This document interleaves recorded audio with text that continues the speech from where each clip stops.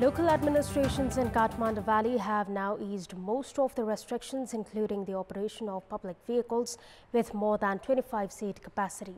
The health experts in the meantime have warned the infection rate might rise in days to come, especially if the implementation of health protocols are not thoroughly checked. Good morning, I am Bipashna Thapang and these are the headlines of the hour. The Standing Committee of CPN-UML decides to revive the party structure to its former state. The decision likely to be endorsed by the party's General Convention Organizing Committee today. The hearing on the writ petitions filed against the dissolution of the Lower House concludes for the day. Government attorneys to continue presenting their arguments today. A top U.S. commander says Afghanistan risks sliding into civil war as the last American troops withdraw from the country. And England team German giants to advance into Euro 2020 quarterfinals. Ukraine edged past Sweden to progress into the last 8.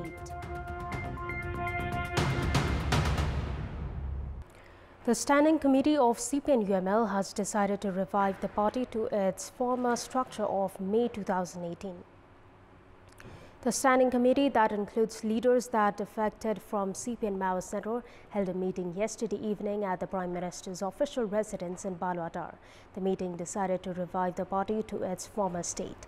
The committee formed to organize the party's 10th General Convention also dwelt on the agendas for the convention.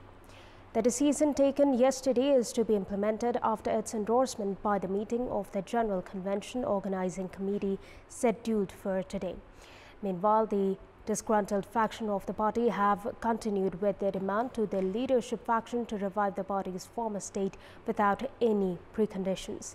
The party's 9th General Convention had selected 159 central members. Later, the Central Committee was expanded to 203 members. Prior to the party's unification with CPN Maoist Center on 17th of May 2018, the party had added 46 members and expanded the Central Committee to 241. Few of the posts have been vacant after they were appointed as ambassadors and others following party's action. The disgruntled faction of the party has been expressing its reservations on the latest addition of 46 members to the Central Committee. 20 more individuals succumbed to the COVID-19 yesterday, taking the country's death tally to 9,071, while the death rate hovers around 1.5%. Meanwhile, the total number of COVID-19 cases in the country has crossed 636,000 as 1,728 more individuals tested positive for the virus yesterday. Kathmandu Valley reported 458 new cases. According to the Health Ministry, 7,259 tests through the PCR method were carried out and the infection rate now stands at 23.8%.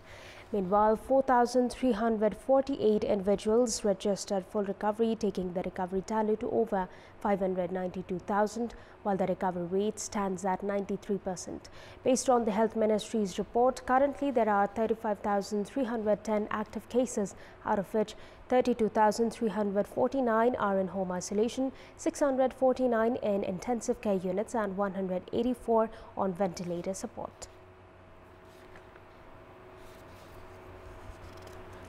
The Constitutional Bench of the Supreme Court during the hearing of government attorneys has raised question on whether the subsection 5 of Article 76 of the Constitution was mandatory. During yesterday's hearing session, the bench raised the question on why the President rejected the claims made for premiership after lawyers defending from the government repeatedly insisted that the President can determine the basis prior to appointment of the Prime Minister in accordance to the subsection 5 of the Article 76. Deputy Attorney General Padam Prasad Pandya argued that the President has a right to certain grounds if the Prime Minister could secure the confidence vote based on the same article. When Chief Justice Cholindra Shamsher questioned the grounds to appoint the Prime Minister in accordance to the Article 76(5), Deputy Attorney General Pandya argued that there needed to be a strong and valid base for the appointment.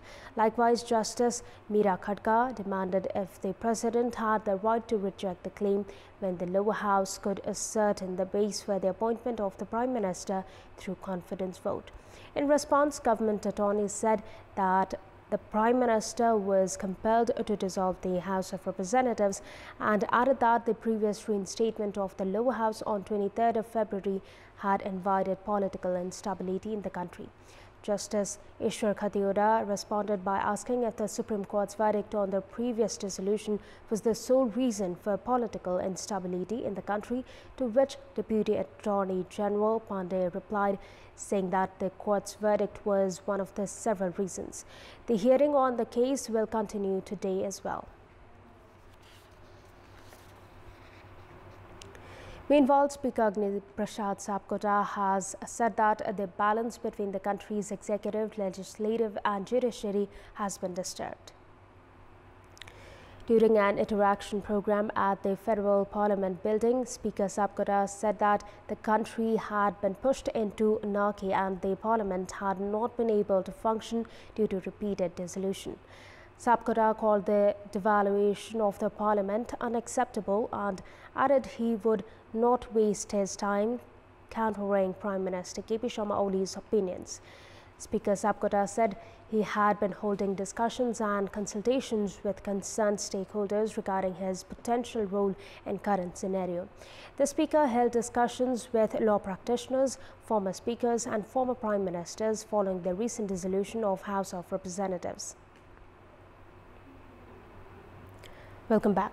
Public vehicles with capacity of over 25 seats started operating in the capital from yesterday as local administrations eased prohibited orders after almost 2 months. However, the risk of coronavirus spread still persists as health protocols have not been strictly implemented. Public vehicles with the capacity of over 25 seats began operating in the capital from Tuesday as local administrations eased prohibited orders that had been in place since 2 months to curb the spread of coronavirus, while passengers were relieved with the resumption of public vehicles for daily commutes and were seen wearing masks. Many of the public vehicles had failed to implement social distancing rules. The local administrations in the Kathmandu Valley has directed operators to limit the number of passengers to 50% of its capacity. However, the number of passengers on the first day of resumption remained minimal. Vehicle operators have meanwhile expressed concerns regarding their running costs. Health experts have meanwhile warned that the risk of virus spread still persists and that the resumption of public vehicle operation could result in more cases in near future. In our Public Voice segment, we had asked locals in Baglung and Kailali what should be done to raise paddy production. Let's take a look at what they had to say. Public Voice. मल सहज तरिकाले पाउने हो भने धानको उत्पादन स्वत आफै बढ्छ। सबभन्दा मल पानी नै र जागरै पनि हुन पर्छ गरे। सिँचाइहरुको सुविधा गराउन सक्यो भने अवश्य पनि हामीले चाहिँ धानको उत्पादनमा जोड दिन सक्छौं।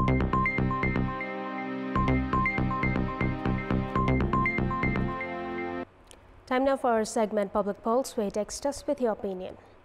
Public Pulse. And here's the question: what should be done to lessen Nepal's foreign dependency on rice? The options: option A, focus on increasing production; option B, diversify production; and option C, improve the culture of food consumption. The voting is on. Type any WS, select your option A, B or C and send it to 34001 to share your opinion with us. And time now for the sports update. Sports news. England have stormed into the quarterfinals of the Euro 2020 with a commanding 2-0 victory over Germany, one of tournament favourites. The evenly matched first half at Wembley Stadium had ended goalless. Kai Havertz had missed a golden opportunity to give Germany the lead in their first half as his thumping strike was saved by the English custodian Jordan Pickford, who also denied Timo Werner early in the second half. It was Raheem Sterling who broke the deadlock in the 75th minute. Sterling made full use of Luke Shaw's assist. This was Sterling's third goal of the tournament, while he He has scored 15 goals in the last 20 internationals for England. Meanwhile, Thomas Muller missed out on a 1-versus-1 opportunity to equalise for Germany in the 81st minute. The error proved costly as Harry Kane scored off a Jack Grealish cross to double the lead for England. This incidentally was the first time that England defeated Germany in the knockout round of a major tournament since 1966 World Cup final. Meanwhile, Joachim Löw's 15-year reign as the coach of German national team has also come to a premature end. Löw had announced of quitting from the job at the start of the tournament. Gareth Southgate's England will now take on Ukraine for a place in the semi-final. Ukraine registered a 2-1 win over Sweden in another round of 16 match to progress into their maiden Euro Cup quarter-final. The regulation period of time at Hampden Park in Glasgow had ended in a 1-1 stalemate. Sweden dominated early proceedings. However, it was Ukraine who took the lead in the 27th minute of the match through Alexander Zinchenko. The joys for Ukraine were short-lived as Sweden equalized in the first half itself. Emil Forsberg found the net in the 43rd minute to bring the match into level terms. Forsberg was denied by crossbar in the 69th minute as the deadlock remained intact in the regulation period. Sweden was reduced to 10 men early in the extra time as Ukraine scored in the injury time of the second half of extra time to book a ticket for the quarterfinals. The quarterfinal lineup now has been complete as Spain will take on Switzerland, Belgium will face Italy, Czech Republic will take on Denmark, while England will take on Ukraine. The quarterfinal matches kick off from Friday. And that's all for the moment. Thank you for watching. Have a great day ahead.